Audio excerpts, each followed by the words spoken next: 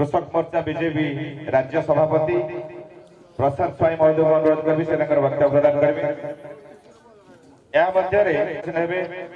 रश्मि रंजन महाराणा संपादक सह संपादक मंचासीन हेबे एवं प्रशांत महाराणा उपसभापति मंचासीन हेबे। सुब्रत महाराणा जॉइंट सेक्रेटरी महोदय दयागिरी मंचक आसतु एवं अशोक महाराणा ट्रेजरर दयागिरी मंचक आसतु। अमरात्मा को श्रद्धांजलि अर्पण करछि भारतीय जनता पार्टी तरफ इतने जो मंचासीन आमर अरण्य नेतृमंडली मैंने अच्छा स्पष्ट प्रमाणित हो मंगू सार जहाँ को समस्त मंगू सार भी जाने जीवन आरंभ आजिका अंत शेष विश्वास पर्यंत से जपरी भाव में विभिन्न समय विभिन्न नेतृत्व मान सहित काम करते अंचल विकास निज जातिर विकास स्पष्ट भाव प्रमाणित होक्चुअली मोर बहुत बड़ काम भी बहुत अच्छे पूरी जीवी कल आप जानते मो टीएलपीसी मीटिंग कमिटी मेंबर अच्छी गोटे धान प्रोक्यूरमेंट हम कल मुख्यमंत्री सका डाक पूरी देखिए जावाई पड़ो तेणुक क्षमा प्रार्थना करी जल्दी छाड़ी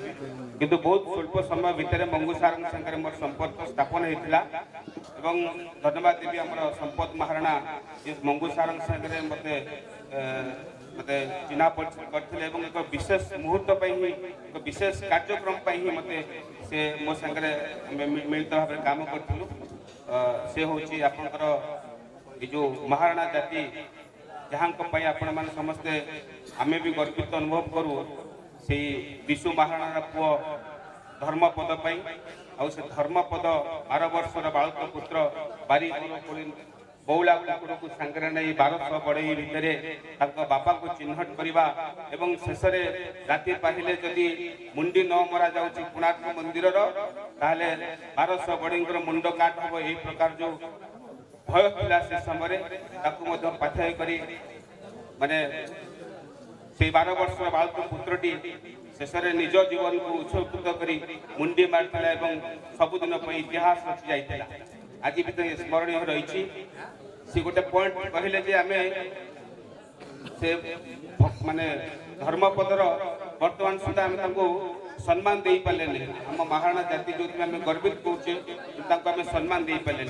सार को पचारे सार कौन चाहते आप सार कहले मोर गोटे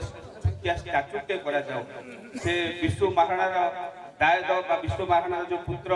धर्मपद गोटे स्टाच्यूटे हो कोणार्क एत पर्यटक आसुँच सार ये कथाटा दीर्घ 5 वर्ष तलू भावी जिते बड़े स्टाच्यू ऑफ यूनिटी निर्माण करा जायथिला ब्रिटिश विरुद्ध एक विराट आयोजन कर वर्तमान सरकार बहुत टका से गाँव बहुत विकास कर बाजीराउत ना भुवनेश्वर में गोटे रास्ता नामित करने स्थिर कर ये बंधु जिते कहले बीजेपी दलर ये कम कर आगुरा कही धर्मपद सर्वाग्रेस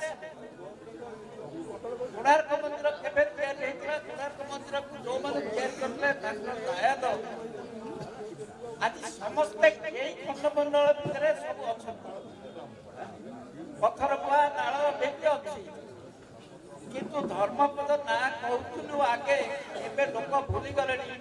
भाषण भाषण देले राजनेता लोक धर्मपद कथा को आलोचना करूना तेणु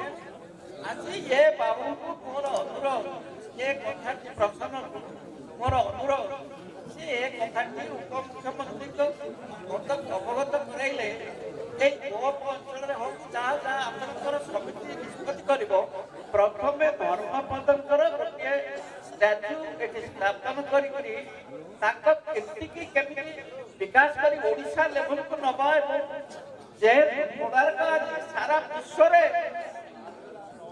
परिचित करुचे आमको धर्मपद को आम गर्व करुचे धर्मपद ना किसी करने आम कर मंगू महाराणा आज जो अवदान अच्छी जो मैंने सहृदयतार सहित आलोचना कर सब दुखी बंधु मैंने आज आम एकाठी तार अवर्तमान सार्थक हम मोर इच्छा एवं ये दायित्व सान भाई प्रसंग ये कथा आलोचना ପୂର୍ବତନ ବିଧାୟକ ବେଣୁଧର ସେଠୀ ଯେଉଁ କଥା କହିଲେ ମୁଁ ତ ଛୋଟଟେ ଥିଲି ସେ ଆଜ୍ଞା ବିଧାୟକ ଥିଲେ ମୁଁ ସ୍କୁଲ ନିମାପଡ଼ା ଇଂଲିଶ ମିଡ଼ିୟମ ସ୍କୁଲରେ ପାଠ ପଢ଼ୁଥିଲା ବେଳେ ଆପଣ ପତାକା ଉତ୍ତୋଳନ କରୁଥିଲେ ସେ ସମୟରେ ମଧ୍ୟ ମୁଁ ସେ ବାଜି ରାଉତର ଭୂମିକାରେ ଥିଲି ସେ ସମୟରେ ମଧ୍ୟ ମୁଁ ଧର୍ମପଦର ଭୂମିକାରେ ଥିଲି ତେଣୁ ଏ ସଂକଳ୍ପ ମୋ ଛୁଆବେଳୁ ଅଛି ସେଇଥିପାଇଁ ନହେଲେ ଏତେ ବଡ଼ ସଂକଳ୍ପ ଯେଉଁ ସଂଳାପ କହିପାରିନଥାନ୍ତେ ଯେ 12 ବର୍ଷର ବାଳୁତ ପୁତ୍ରର କଥା ତେଣୁ ଯାହା ହଉ ଭଗବାନଙ୍କ ନିୟତିର ସେ ନିଷ୍ପତ୍ତି ଥିଲା ସାର୍ ବୋଧେ ମୋ କାନ୍ଧରେ ଦାୟିତ୍ୱ ଦେଇଗଲେ ଏବଂ ମୁଁ ଏତିକି ବି କହୁଛି ହେଲେ ଆଶ୍ୱାସନା ଦେଉନାହିଁ ମେ 6 ତାରିଖ ଦିନ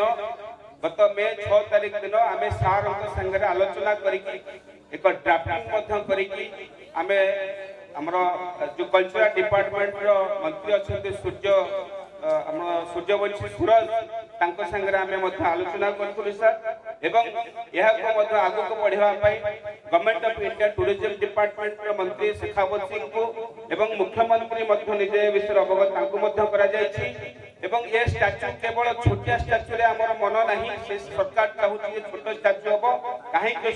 ଛୋଟ ଷ୍ଟାଚ୍ୟୁ ହବ ଆମେ ସେଥିରେ ନାହୁଁ ଷ୍ଟାଚ୍ୟୁ ଅଫ୍ ୟୁନିଟି ଯଦି କରିପାରିଲେ ଲୌହ ପୁରୁଷ ସର୍ଦ୍ଦାର ବଲ୍ଲଭ ଭାଇ ପଟେଲଙ୍କ ପାଇଁ ତାହେଲେ କୋଣାର୍କରେ ମଧ୍ୟ କାହିଁକି ହେବ ନାହିଁ ଷ୍ଟାଚ୍ୟୁ ଅଫ୍ ଇନ୍ସପାଇରେସନ ସେ ନେଇକି ସଂକଳ୍ପ ନେଇକି ଆମେ ଆଜିର ଯୁବପିଢ଼ି ମାନଙ୍କୁ ମଧ୍ୟ ମାନେ ଆପଣମାନଙ୍କୁ ମଧ୍ୟ ପ୍ରେରଣା ଦେବା ପାଇଁ ଚାହେଁ ଯେ 12 ବର୍ଷର ବାଳୁତ ପୁତ୍ର ଯେ ଇତିହାସ ରଚି ଯାଇଥିଲା ସେଇ 12 ବର୍ଷର ବାଳୁତ ପୁତ୍ର ବାଜି ରାଉତ ମଧ୍ୟ ଇତିହାସ ରଚି ଯାଇଥିଲା ତାହେଲେ ଆପଣମାନେ କାହିଁକି ଏତେ ସୁପ୍ତ ହେଇକି ଅଛନ୍ତି ଏ ଗୋପ ମାଟିର ବୀର ସନ୍ତାନ ମାନେ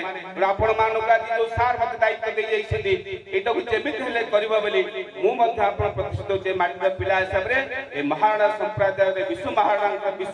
ଯେଉଁ ବିଶ୍ୱକର୍ମା ମାନଙ୍କର